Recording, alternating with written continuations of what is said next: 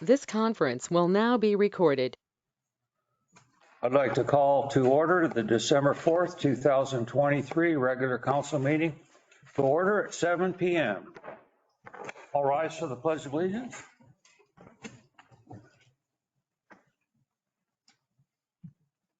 I pledge allegiance to the flag of the United States of America and to the republic for which it stands, one nation, under God, indivisible, with liberty and justice for all.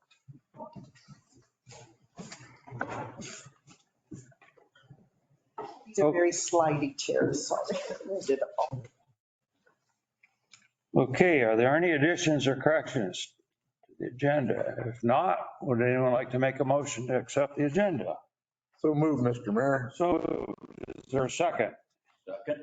Seconded by Councilor Norman. Councilor Norman? Aye. Councilor Wagner? Aye. Mayor Hobart? Aye. Councilor Ash? Aye. Councilor Webb? Aye. Motion carried. Thank you.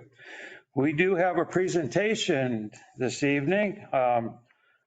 It's titled Dark Skies at Night, and we have Michael Calhoun here presenting the subject. So Michael.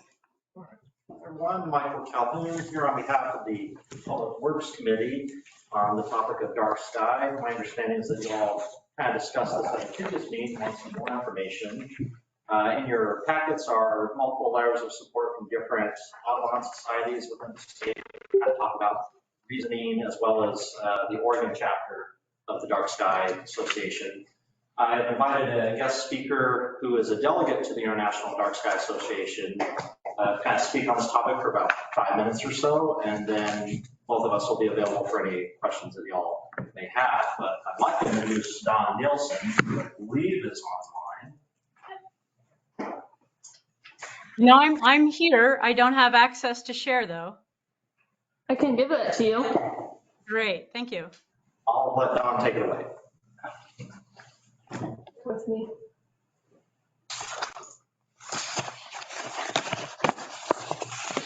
Okay.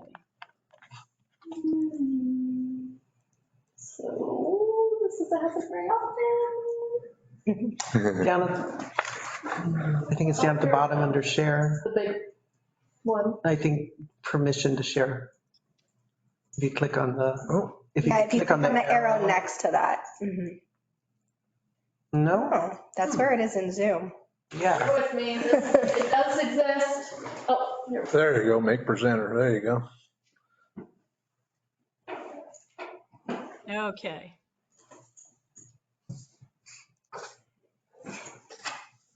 There we go. Perfect.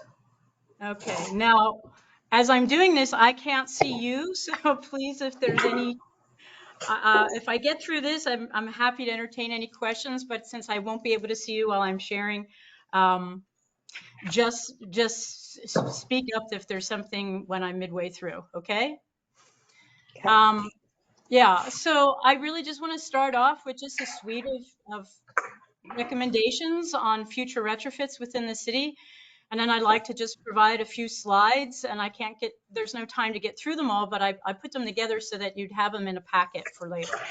And those slides are intended to help support these recommendations. So first, when considering all the HPS streetlights needing to be replaced, consider if all indeed need to be replaced. In lots of studies, they find that, they can decommission about a third of the lights and so on and so forth, because there haven't been any kind of,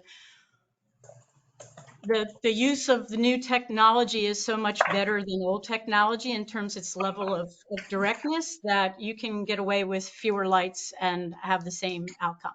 So that needs to be considered. Another recommendation is to be sure that all lights retrofitted are fully shielded. And that's actually a state law that was passed in 2010, that all public lights, which include municipal lighting, be fully shielded. Replace with luminaires with no or very little blue light, and I'll have some slides to talk more about this idea of blue light. And if using LED lights, remember that the lumen output needed to be comparable to the HPS lights being replaced will be much less. So it's not tit for tat if there's a light that's at 1,000, it's at 2,000 lumens. Lumens is the measurement of light output.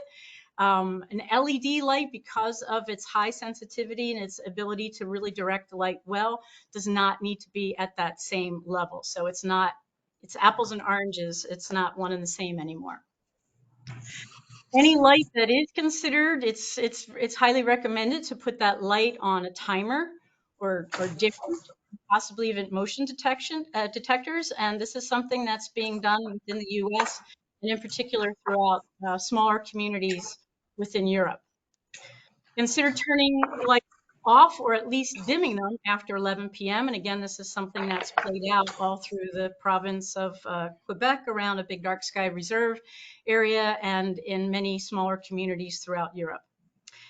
And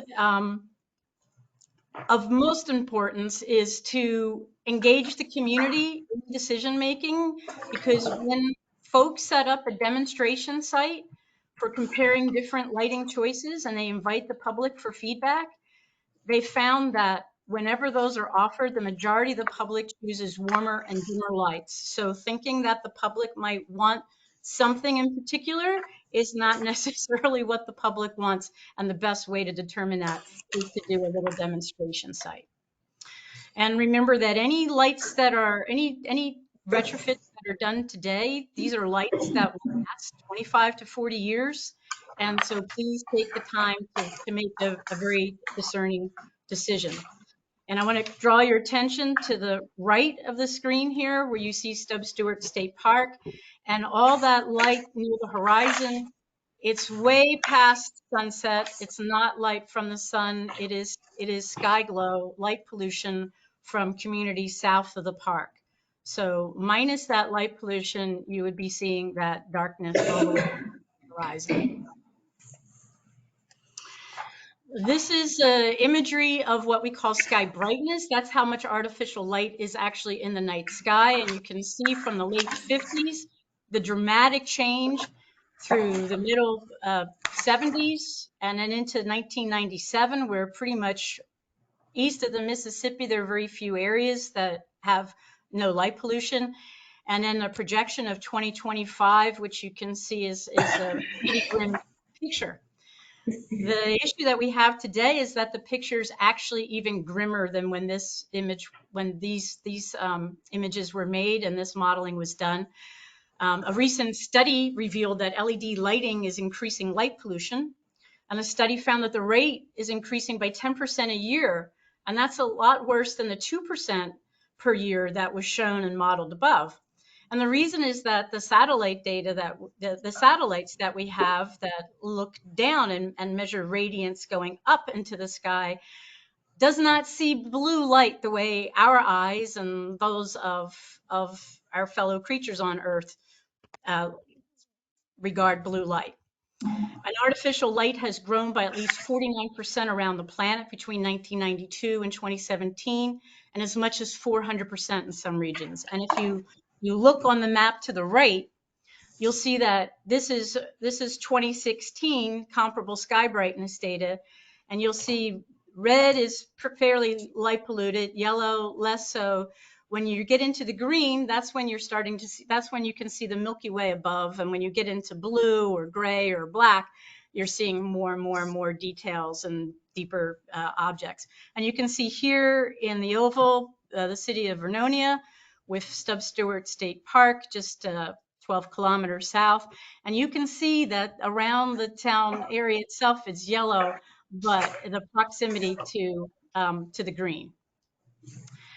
This is a different kind of mapping. So while the other map looked at if you're on the ground and you're looking up at how much sky brightness there is, this is going from space and looking down at what the radiance is off the surface. And I think this is a pretty key map when you consider here's 2020 and 2022, and look at the difference in the area around Vernonia and the area around Stubbs Stewart just within a span of 2 years. And it's my understanding that there were retrofits made in that area of around 2020. And there's also been a greater and greater use of other people retrofitting with LED lights. And I'm not here to say LED lights are bad. I'm not here to say that whatsoever. I'm here to just give some understanding about decisions around LED or modified LED lights and what kind of benefits certain modified LED lights may have. Without going into the weeds here, I think it's really important to just say that the amount of science that we have right now on the harmful impacts of blue-rich white light on every living thing on the planet that evolved with the day and the night is just growing and growing and growing, that mound of evidence. The American Medical Association put out a report in 2016 speaking to the risk. Studies have shown, if you look to the right here, there's correlation as you go up here, and this is Kelvin temperature, and CCT means correlated color temperature, and this is in Kelvin. And you can see as you go higher, and the higher you go, you're looking at more blue light in general, the greater the impacts are to these different classes of species. For comparison, to get an idea of what color temperature means in the scheme of things, if we look over onto the top left chart, you see that at around 1800 is candlelight. At around 4000 is the full moon, which we only get one night of the month, not 31 days of the month. If we look at noon daylight, it's just above 5000 Kelvin, and then so on. If we look right to the chart to the right, we can see this is a spectrograph, which is how light is broken down into its different wavelengths. Where we go, the cooler colors are towards the shorter wavelengths. The warmer colors are towards the higher wavelengths. And you can see that something like daylight is a pretty uniform band of light in all the different colors. When we look at other types of light, you can see kind of an instability. And this was the problem with old lighting, that flicker effect, we used to call it. It's less stable in terms of going across the spectrum. You can see here the old low pressure sodium lights. It's a very narrow band in the warmer spectrum, 0 blue lights, but most of those were replaced with the high pressure sodium, which you see has a wider spectrum, less instability, and very little blue light. And now we're talking into the bottom left chart here into LED lights, and we see that there's a really nice broad spectrum, and that's why they're popular. But we can see something here that we hadn't seen before in lights. And it's kind of like having flame retardant pajamas for kids, we thought was a good idea long ago, and then we realized, oh, there's some problems there. And so a lot of these problems that were discovered in LED lights, this high area of blue, is more and more being addressed.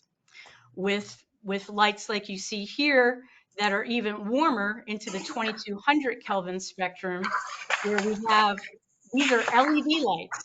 This is amber LED. This is called PC amber. These are LED lights, and you can see this one has 0 blue light, and this one has a broader band of light with very little blue light.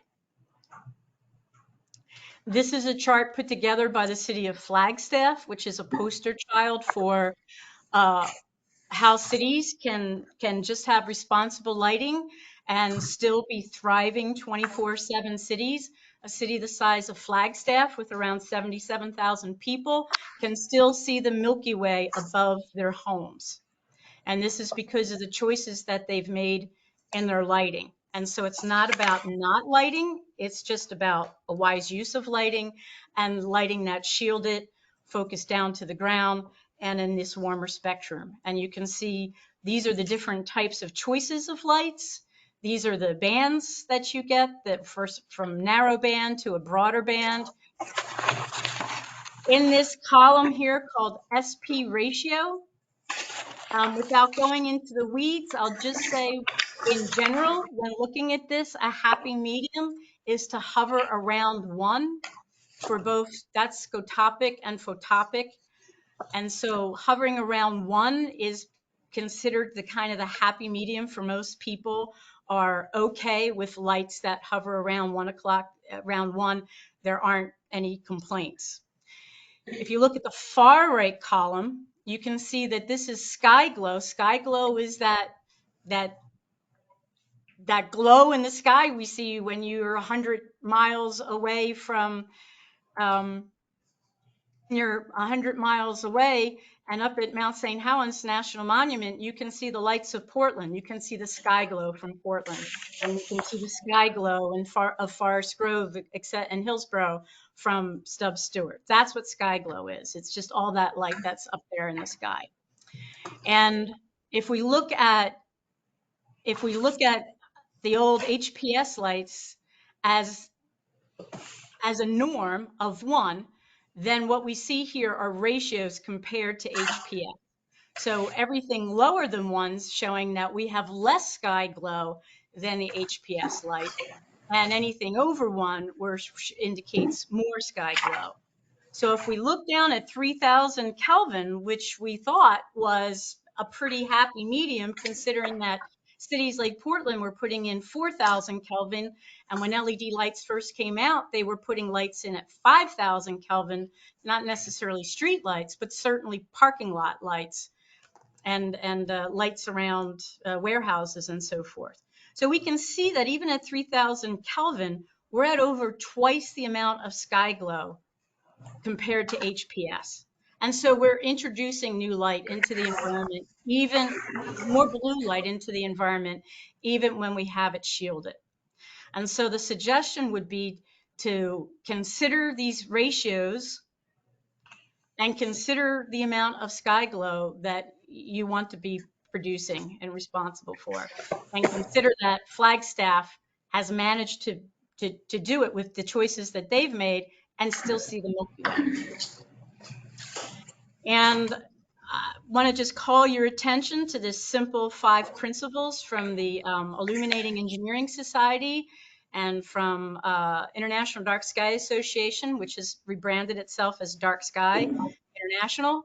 And it's basically just use lights where they're needed and when they're needed. And when you do use them, to target it down to the ground and keep them shielded, and to have them on the lowest lumens as is necessary for the task at hand. And that means maybe adding the controls, like I recommended earlier, of using dimmers or timers or motion detectors. And then definitely keeping it into the warmest color possible.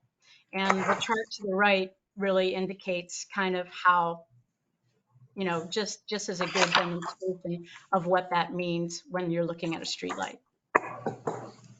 And then I just want to finally conclude with, in addition to the benefits of responsible lighting in terms of saving the stars, of protecting wildlife, crops, and just inspiration from a night sky, that this notion of dark sky tourism is a real growing industry in Oregon, and it's supported by both Travel Oregon and the governor's office, and also supported by regional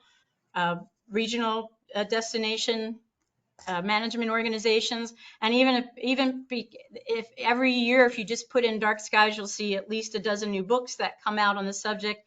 Even The Lonely Planet, it's a guide to where to go. These types of dark sky places, and are become a destination for folks.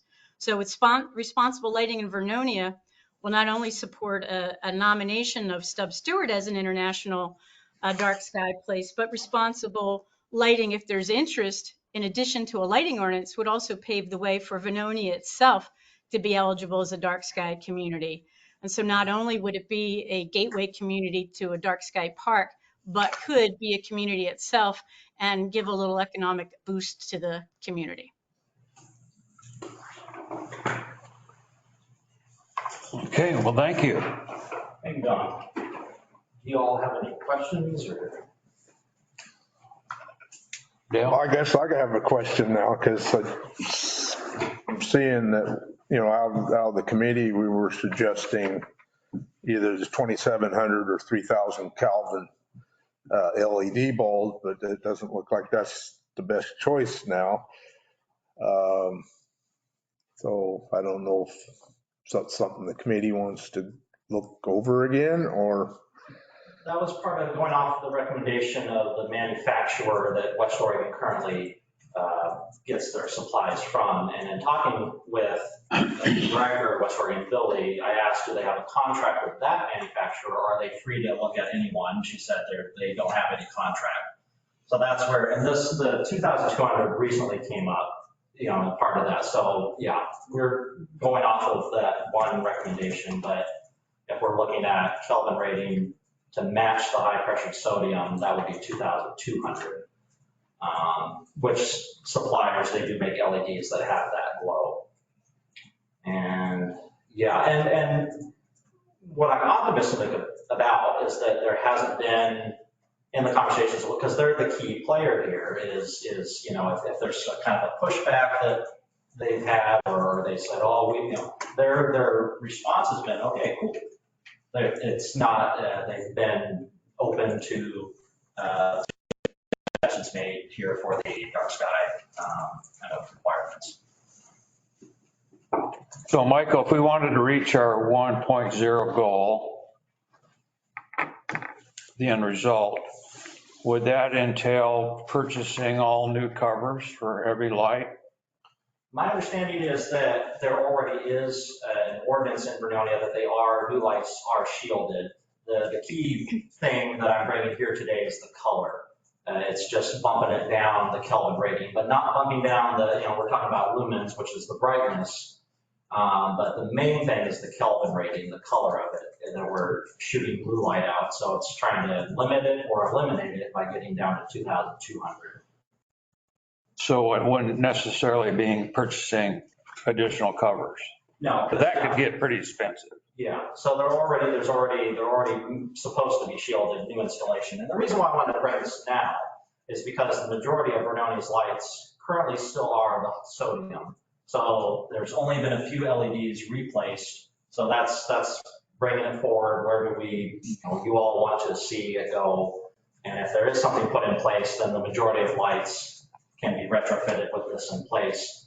And then at some time in the future, the limited amount that have been replaced with the brighter LEDs that we could, and the cost, and that was the key thing, was cost. And talking with, the supplier, is that we can't afford if it's going to be exorbitant. He said it was no cost to change the Kelvin rating. The cost to change what's been there is $150 per structure, about LEDs, but that's not what I'm bringing here today to replace what's newly been installed. It's just to get ahead of the curve for new installation.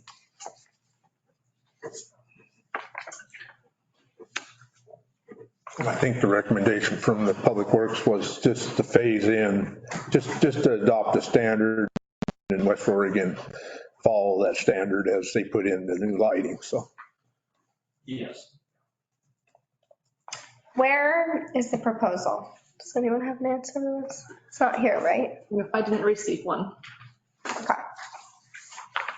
And that's, so are you saying you would like as a council a proposal then? Well, I mean, everything we're seeing is in telling us to support the proposal, but I don't see a proposal. So I'm like, what are we, right? It's a resolution. It's because I reached out to her letters of support, supporting this effort, but Right. I need a kind of a gauge. And that was for Public Works Committee, was to look into this. And at our last meeting, it was brought up that you guys had more questions. So that's what my role here was, to try and answer those. But if you like an official proposal, could. I guess I'm just curious because I don't necessarily know what the scope of the proposal would be. Is it literally just city-owned streetlight bulb changes for now? Is it, something that would be expand the restrictions on new lighting and shielding going forward, but not retroactive?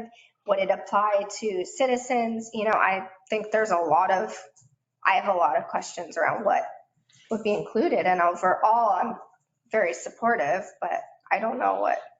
It would be street lights that West Oregon's currently replacing. So the pressure sodium that are not private citizens are not going to turn the Christmas lights off. It's just the street lights. So that would be. Or like businesses, I guess. Yeah. Yeah, no businesses, private residences are not part of this. Okay. The only problem I see is that in the past here, especially along Bridge Street at night, when it's dark, the intersections of Adams and Jefferson and the 3 or 4 intersections in town here have been very poorly lit. And at nighttime and just coming down here tonight, I just happened to see somebody crossing on the crosswalk and you can't hardly see them until you're right up in the intersection. My concern is with minimizing the light in the down street corridor. Would that be a problem, a safety issue? I wouldn't not use limiting light. It's the color. So the light, if Renati wants to install more lights to illuminate the place, that's not what I'm trying to come here with. It's just the color of the light. Okay. That's the main thing. Color and the aim. So what's that? The color and the aim. Yes, yeah. So, yeah, if Okay. there are places in Vernonia or streets for safety concern, want to install lights, this is purely just color of the lights to eliminate or at least dim the blue that's currently in the LED replacements that West Oregon is currently installing. I get it now. So, any other questions or discussions? Just as you drove down tonight, up there at the fire station area through there. Yeah. That's basically the color of light that we'd be targeting. It's kind of a rosy color. The sodium one, Yeah, sodium. yeah, it's like a warm amber. Yeah, I mean, you can see them as you come down, and then you can see where they have put some new LED replacements, and they're the bright white. They're the bright. The skate park's probably another one. It's pretty lit up. It's, so just, I mean, for a person to see it, but to look at that light's kind of really in your eyes versus those sodium ones are Softer. Yeah, they're a softer light. Yeah. In the two components is, the Kelvin and the lumens. Lumens is how much it illuminates, not the color of it. I suppose there's a relationship on the color as to how well you can see something, and that might be something we'd want to research, but. So before we decide whether we want to move forward in a form of a resolution, are there any more questions that need to be addressed from West Oregon Electric? If y'all have questions, I could relate it to them, or you're welcome to converse with them as well. But I try to do the groundwork because I know, just have it prepared. Don't, bring something that needs more and more and more attention. And I've been encouraged again in conversations because from their end, it's not a problem. It's just, okay. If it was, then it would just, for me, it would change it because it's a project. It becomes a very vertical hill, rolling the stone up. I mean, I'm good for a bit.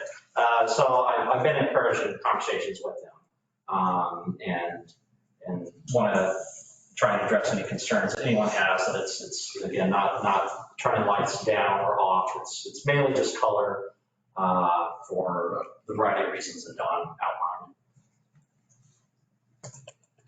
outlined. I guess I'm a little concerned about what next year the changes are going to be. Because I'm starting to see lots of changes. They push these LEDs. Now they're pushing no LED, and all the changes in them. What's going to be down the line in a year? How much they're going to change them that they found something else bad with them. And then we're going to have to change everything we decide on. Well, I can't speak to, and I get that, like everything's constantly and you don't, now what? In terms of LED, I understand, personally, I like the sodium lights. Like I'm on board to keep them, but I understand the time is marching forward and LEDs are becoming the new standard and they are more energy efficient. And this was trying to address those concerns. I can't see into the future, but I don't foresee anything different than the high pressure sodium color, which has already been around for decades. And this is just trying to make the colors match. And yeah, because when LEDs first came out, it's kind of been a wild west. You can get any color of the rainbow, and trying to have a standard that works for a rural community is a topic that's becoming more widespread. So that's one of the intentions, was to preserve Vernonia's rural character. But I understand what you're saying, that I can't foresee like a dramatic change to where I'd be coming back here and say, hey guys, start from scratch. I wouldn't be here if I didn't feel this assurance that this is a way to go forward for the city for light replacements. Okay. What are the wishes of the council? Then you want to move forward, have staff present a resolution for us to look at in the future? Well, in the original direction the Public Works Committee was going to take was make a recommendation to staff and have staff bring it forward to us. But that kind of got short-circuited last meeting because people had questions, so we had to have a presentation.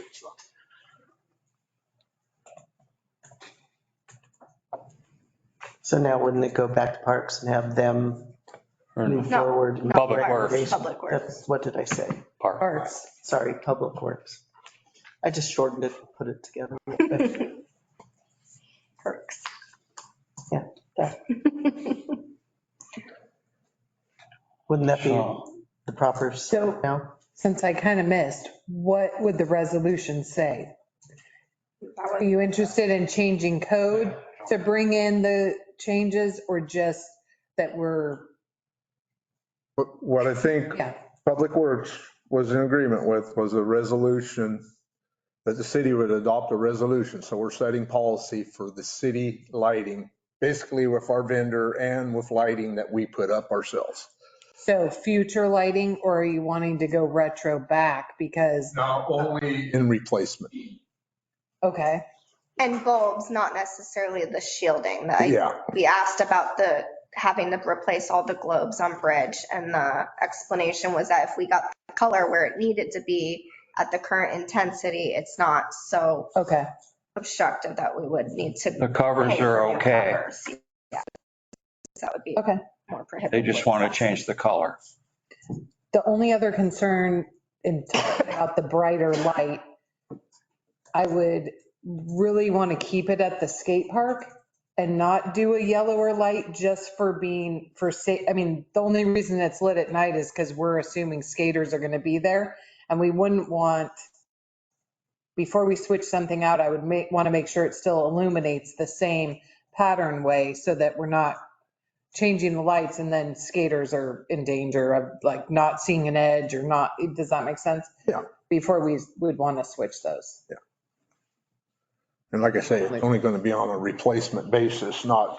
Yeah, but if those heads go out, and then that was the other thing that I was, Weird. well, that was one of the other things I might have to bring to you guys is the switch out as things go out to a yellower light, especially in the downtown, we'd have to put it in the budget to do it once, all at one time. I would think the scattered version, that's what we're doing here, right? We've slowly changed them as they fail.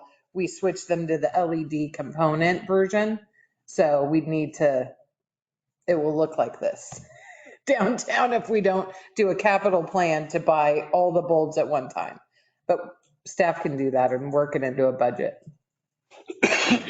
Language could go into it because we're looking at the tall wooden poles, so could eliminate like Rock Creek Bridge up to here and have that not be a part of it unless y'all want to at a later time. But Well, I think if their resolution states the goal is to go to that yellower light, then staff can work that in. I just want them to know staff's version would be that we put the money in the budget and then replace them all at once. So it's not piecemeal, kind of crazy quilt, so to speak. yeah. So It's looking like, to me, that most of this is aimed towards West Oregon and not the city itself. And that's where a lot of people understand some of the street lighting. From here to the Green Bridge is cities. The rest of the street lights in the city are West Oregon's that we pay a fee for.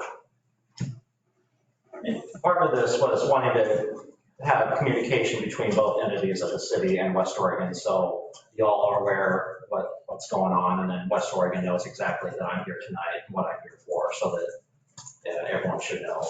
Oh, and I can go talk to Billy ahead of the resolution coming to you, and maybe they'd want to speak to it or review it before you guys adopt it. Okay. So we can get the draft ready and then go talk to Westo. And maybe one of them will come to that meeting where your resolution would be heard if that's the direction you're going. Stephanie, would you like a motion then for that? To direct staff? Let's see, motion to direct staff to work on a resolution regulating street lighting in the city and to work with West Oregon. Okay. I will move that. All right, motion's been made. Is there a second? I'll second that. Seconded by Counselor Webb. Mayor Hobart, Aye. Mayor Hobart, Aye. Counselor Ash, Aye. Counselor Webb, Aye. Counselor Wagner, Counselor Normand, Nay. motion carried. Dawn, I saw your comment. Okay, thanks. Okay, thank you. Thank you all for your time. Thank you. Thank you, Michael. Mayor's report, Citizen of the Month Award. Hi, I've been waiting, so excited.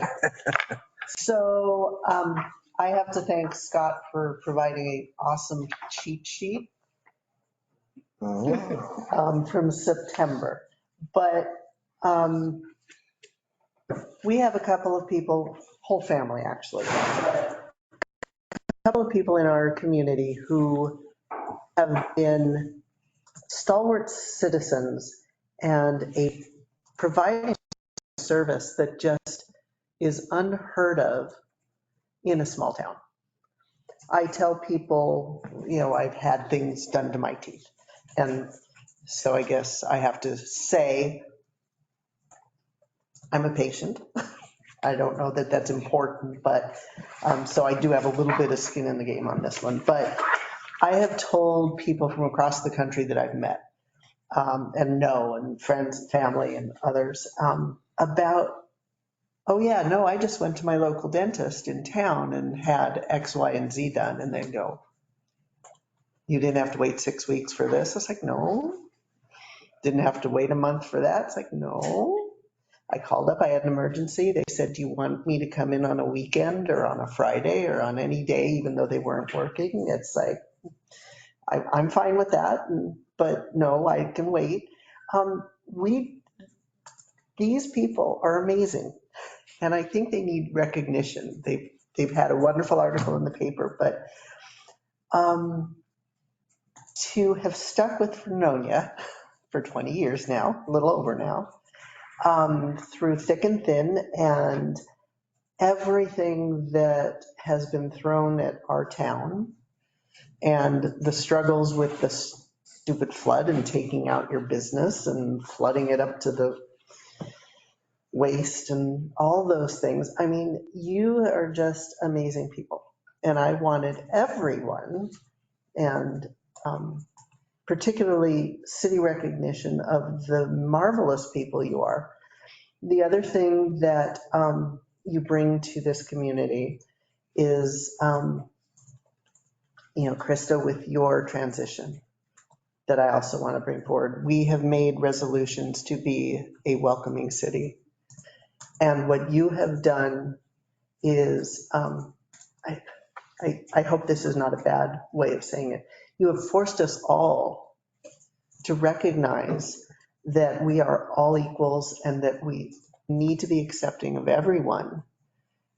And that everyone has value no matter who they are or who they choose to be.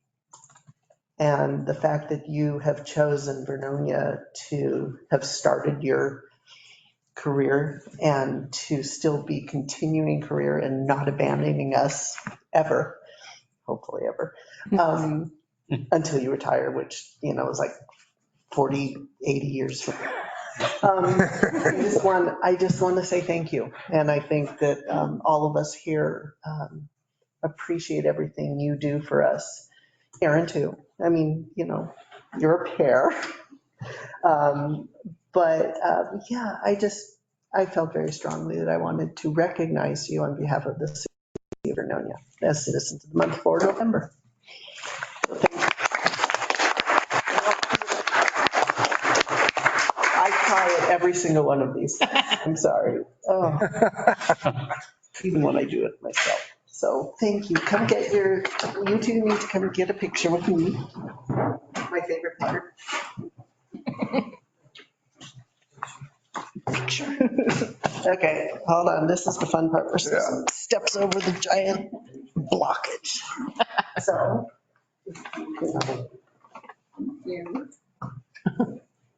Ready, 1, 2, 3. I'm going to do one more. Thank you.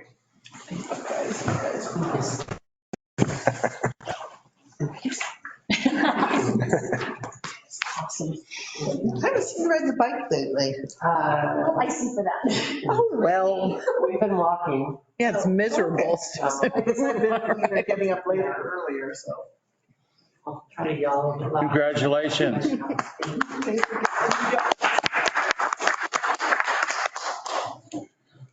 We won't hold you hostage here. Yeah. Really don't want to stay for the rest of this. Good night. Thank you, Susan. Oh, you're welcome. Any council committee meeting reports? Dale, go ahead. Okay. You heard quite a bit of it here tonight. Our meeting on the October 24th.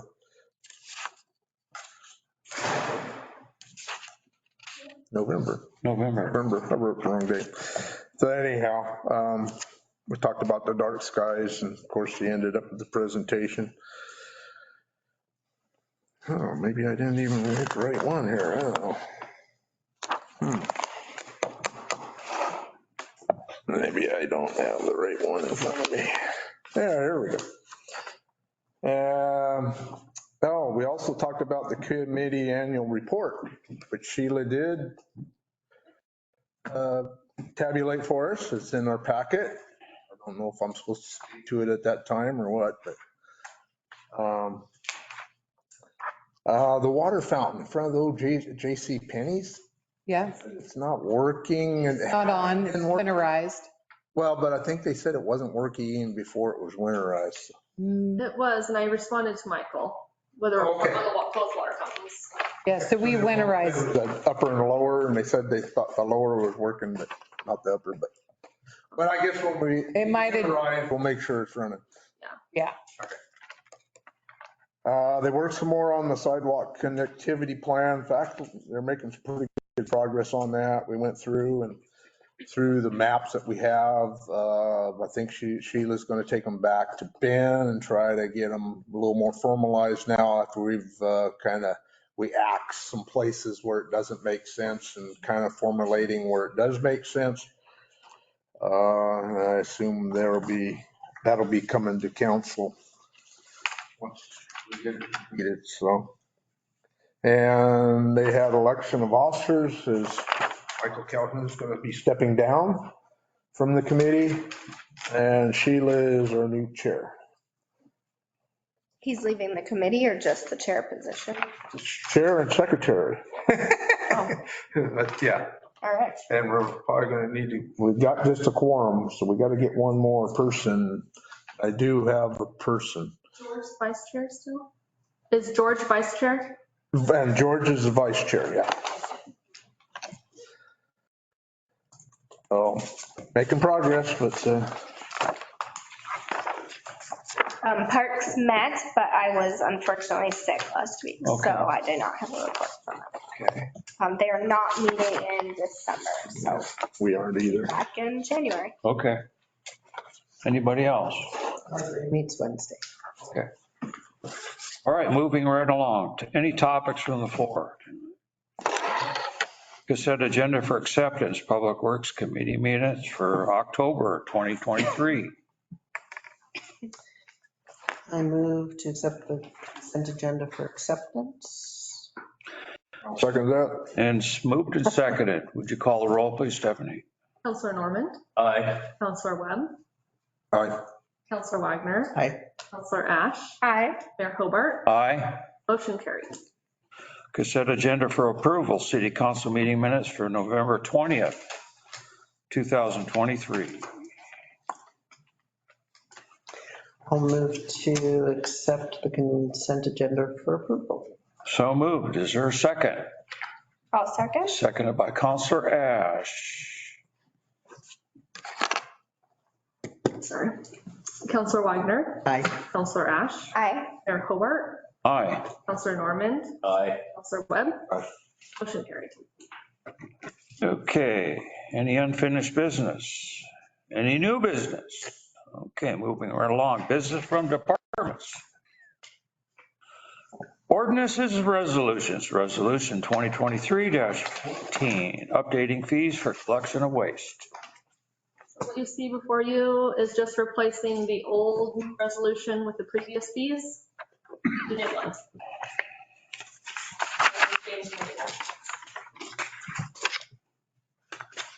Any other questions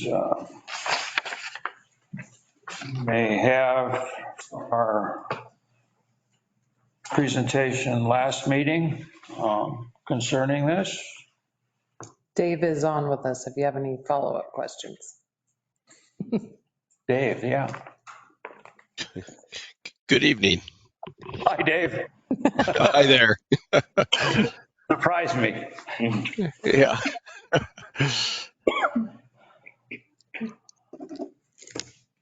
Oh, if there's no And other. I don't get double charged.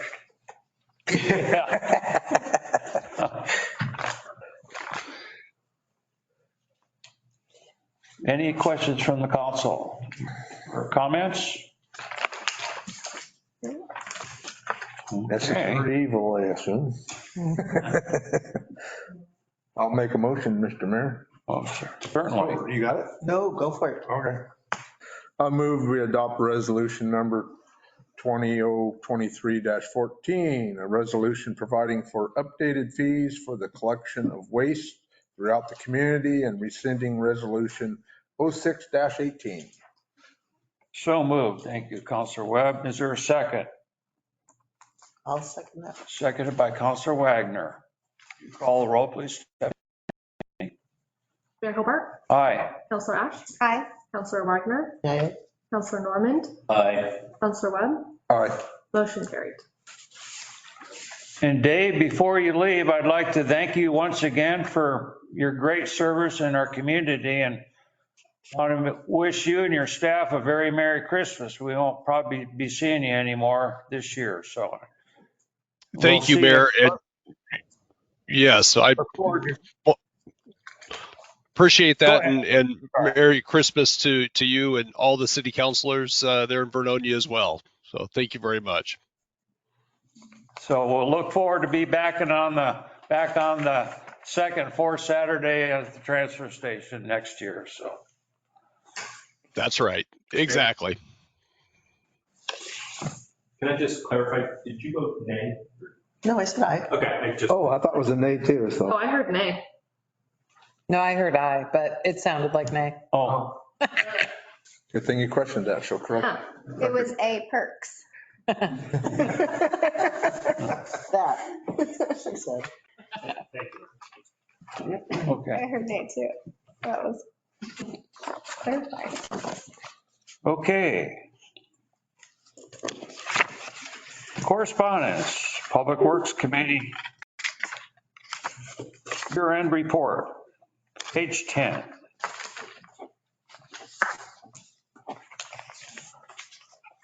So what you have before you is the year-end report. Not going to take your away. It's from the Public Works Committee. No action is needed. It's information only. Per our committee ordinances, each committee is supposed to submit Report. a report each year. I think we are a little late, but not only a month or two. Sheila's very good about picking up on the details, and she's like, we're supposed to do this. So Does it specify when in the year it released? It's October. Yeah, I think it's October. Just parts. It's in their resolution, whether or not they actually, I'll let them know. There's lots of things in there people don't look at. And it's kind of good that for the council and see what they've on. I was especially glad about the culvert at Bear Creek on Missouri and that sidewalk fix. Madison? Madison, I'm Yeah. sorry. And it didn't drop too much more, so they were able to fix it. And Yeah. they kept an eye on it. And It looks I think nice. they fixed it in October. I saw them down there, but good job to the, And, you know, like, when that was brought up, we're discussing it, it's, you know, the city's setting the example for the community. It's the city sidewalk there. I assume it's over, I don't know, that's kind of a no man's land as far as yeah, so ownership, but, it's our sidewalk. okay. The state has water jurisdiction. Yeah. So, you know, yeah. before we can go harangue anybody else about their sidewalks being bad, you have to take care of your own house first. So that was some of the committee members feeling and I don't, you know, staff did a great job on it. It's something we could handle and knock out and it wasn't a big deal. So some of these are just basically work orders, like the lights on the bridge. And then they did install the storm drain markers. You know, and then that was good work. Of course, it was Counselor Allen that brought up the water storage tanks. And then the committee researched it and gave a recommendation and we have had them Yep. inspected. And actually, I think we had good results. I don't think we ever reported that to council. No, I can't. I could get And then, next Public Works, I'll remind him. yeah, Jeff, and then he needs to give a recommendation, what he thinks, or Yeah, what they, yeah. what the cycle, because I think it wasn't as bad as we thought it could have been. And so the 5-year recommendation in here may not be what we want to adopt, but, or, I mean, just for staff. I don't think we need to micromanage. No, and we'll take what the company said too, from what they found, and Yeah. here's we did not inspect and figure out a good, not waste our money, but not wait too long. Because we did cleaning too, right? Yeah, they did cleaning and inspection. And so there might be an inspection interval and there might be a cleaning interval, I assume. Yeah, yep. So,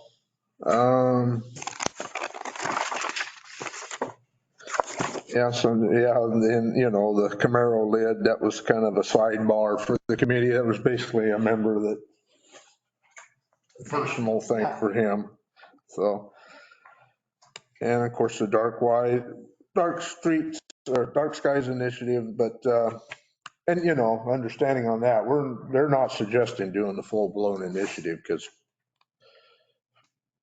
I mean, they recognize that right off. I mean, it would be going back and retrofitting and requiring the residential changes, and that's not where they're headed.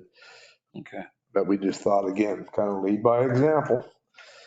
And of course, this pedestrian master plan, that's going to be a big one, I think, and a good document for the city to have. Again, it's just a planning document as we move forward, where it makes sense, just fleshed out for everybody. So, good work. Yeah. I second that. Okay.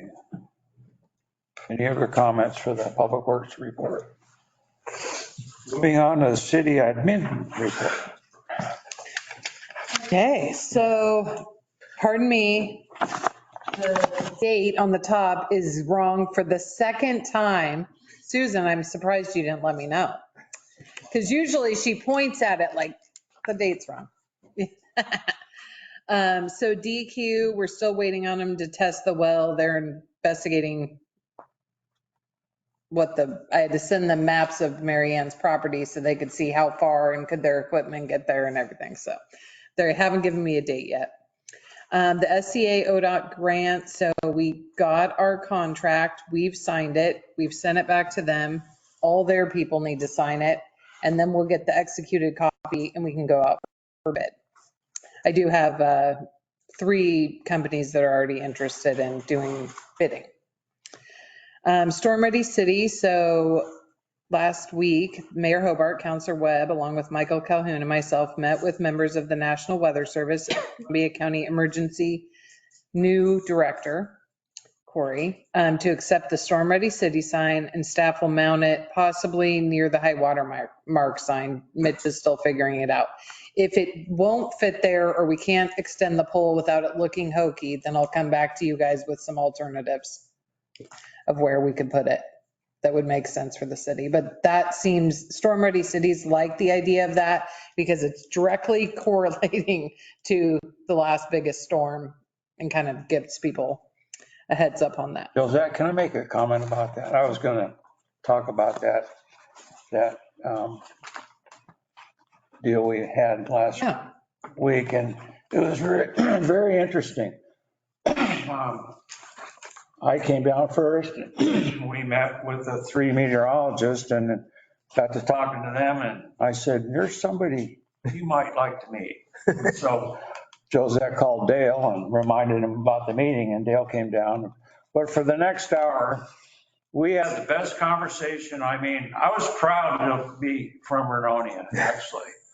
And, you know, we got to meet the new manager for Columbia County, Corey Padron, and real nice fella. And he's been working up in either Anchorage or Anchorage for the last 15 years, and very interesting fella and really concerned about, loves Vernonia, and all the 3 meteorologists from Portland just love Vernonia.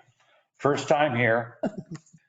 But we talked a lot about the 96 flood and the 2007 flood, and Dale kind of took over, and I think he has a job with He might have a remote job. job there starting soon, but She seriously multiple times said, we have a remote position available. If we need somebody as a coordinator, blah, blah, blah. And we're like, but these are the top 3 meteorologists in the state. I mean, they're the ones that present to us. Admins. Yeah. 2 admins and 1 meteorologist. For an hour, it was really, really a lot of fun. So. Yeah. That was great. Thank you. That I apologize to you. And our local newspaper Failed to show up. He got pictures anyway. Okay. Magic. Yeah, no, Josette told me about it. And yesterday I was like, hey, that thing, I don't think that must be coming up soon. And then I looked and I was like, oh, shoot. He's like, get any. Me of all people to forget about it, but I was still in elk hunting mode. I hadn't settled down from it yet. Well, he answered the phone and I go, are you hunting? And he's like, no. And I'm like, are you coming to the meeting, the sign? And he's like, oh. I'll get there. Hold on. So it worked out. So the FEMA CAV visits, Ben has sent the last kind of documents they had requested this week. We will be bringing the tweaks to the floodplain code that FEMA wants, just a couple little things they want to change, to the planning commission for recommendation to then bring it to you guys to actually change Title IX, the section that has to do with floodplain. But other than that, we have all of our stuff turned in for that. The commission meeting for the docks approval will be held December 15th. That's a Zoom. I will be attending that just to make sure that the applicant's there, because that always seems to matter. And so once we get the grant agreement finalized, then I have the 3 companies that do those kind of constructions in our area. And then I have one smaller metal fab shop that I want to try and get to, so it's not just big companies, for creating the docks. So if we can get them into bid and out, award a contract, my goal would be that we'd be putting them in the spring. If we can get them built, that they're pretty simple. It's a 8x50 rectangle with the depth and some bracing bars for floats and some decking, the grading. So won't be terribly difficult to construct. The ODOT ADA project, we got 2 envelopes that were very thick of all the areas that they want us to give them temporary easements, and 1 area where they want 2 permanent easements. One is on our corner here at City Hall. In order to get the flat start of a sidewalk, they need to take a little bit of our grass. And so we're going to move the City Hall sign so that the sidewalk can come up to the middle square, which is perfectly level, and then the 2 ramps would go off of that. So that's the one. And then they need about 3 feet into the sidewalk part of Spencer Park, but that's just to construct the little like 8-inch wall that goes behind a ramp so that the citizens don't just step off of it. And that's what would be on our property. Not terribly difficult. And the rest of them are all just temporary work easements where they may close a section of sidewalk while the contractor's constructing the ramp, which we're kind of used to that with barricades and such. So I'm filling out each easement, and there's probably 15 of them, have their own sheet you have to fill out and send back all this stuff. So I haven't gotten even started on that yet, but I'm going to get it done this week. The reason I was late is I was sitting in on the planning commission for the county. They were hearing a public hearing on our UGB swap. So I spoke to that, and the staff for the county planning did the staff report. They voted to recommend for approval to the Board of Commissioners our urban growth boundary swap. So that'll go to the next commissioners available agenda meeting. I think it's probably going to end up being January, but who knows? They might get on there quicker. Once the commissioners approve it, they will adopt an ordinance and then do the formal change to the comprehensive plan map and amendment to the map so that it will swap the boot coming into the urban growth boundary, the little island that's by the edge of the school on the backside of Riverside's property will come in the urban growth boundary, and then the timber property, lower Nehalem Valley and Sword will come out. But that'll be a formal thing through them. Electrical projects, we're still moving along. I'm working with Blue Mountain. They're what Joe promised has a money number to it, so they have to get approval from their capital commission or somebody approving the donation to Vernonia. So that's what Joel, the Blue Mountain representative, is taking to their capital commission. And then so exciting, we have training on Saturday the 16th. And then we'll have a meeting on the 18th. The only things we currently have on there, what was your thing? My thing is we have to do a closeout public hearing for the food bank CDBG because we've spent all of that and sent all of that. And so we just do the closeout hearing, and then there was. I'll just have the notice of the city county dinner. Oh, okay. Which you guys should also have in your email. Yes. And potentially for the Measure 110, I have 2 other resolutions that for your review, but I'm almost wondering if we're going to be drafting a review, perhaps we just do a work session so we can submit that stuff to you guys ahead of time. You can read the different versions and maybe come with your own ideas of what you really want in an ordinance or a resolution to send on, because up here it's kind of difficult for you guys to draft something of your own. We can bring one, but I have a feeling with council's kind of spread on what it needs to say, we might have a lot of red line, which might be difficult sitting up there. So just thoughts about that. But I agree. And then we are closing at noon on Friday the 22nd, closed Monday the 25th. We're closed at noon on the 29th and closed Monday the 1st. And most of staff, I will be here the 26th, 7th, and 8th, but I might be the only one. I think a lot of staff are taking that break and doing longer things with their family. Okay, any questions? Do we want to decide if we're meeting on the 2nd or wait? Do you guys want to have that was a Counselor Ash ask. We'd move it to the 2nd, Tuesday, the 2nd. Is that something? And then also 8th would be the quarterly, right? Oh, In December? no, January. They're talking January. Yeah. Yeah. I don't know. 8th would be like, I have to look. Usually either the last meeting in December or the first meeting in January gets canceled. Yeah. It's usually one or the other. so do we want to cancel the 1st and just do the quarterly on the 8th? I'm okay with that. We don't have anything we know that's pressing for the 2nd of January, So cancel that. if you guys want, and then we'll just do the quarterly review on the 8th, Okay. which is a Wednesday. Oh, no, it's not. No, it's not. I don't have my phone. My phone. It's a Monday. Monday. Oh, it's a Monday. Yeah. Oh, okay. When we've been doing it. Yeah, that's right. Okay. Okay. Do we need to vote on that? Yeah, if you're canceling. I'll move that we cancel the council meeting on January 2nd. Do we need to, we don't need to vote on the quarterly? No, that's already happening. Your second, Awesome. seconded by Counselor Wagner.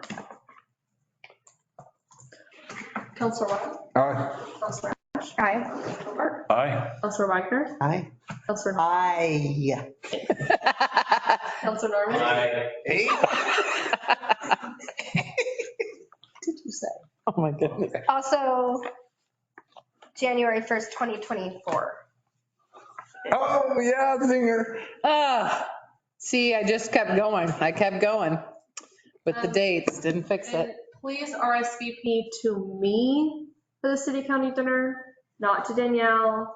I will be bringing it to you guys at the next meeting for you guys to actually give me your RSVP.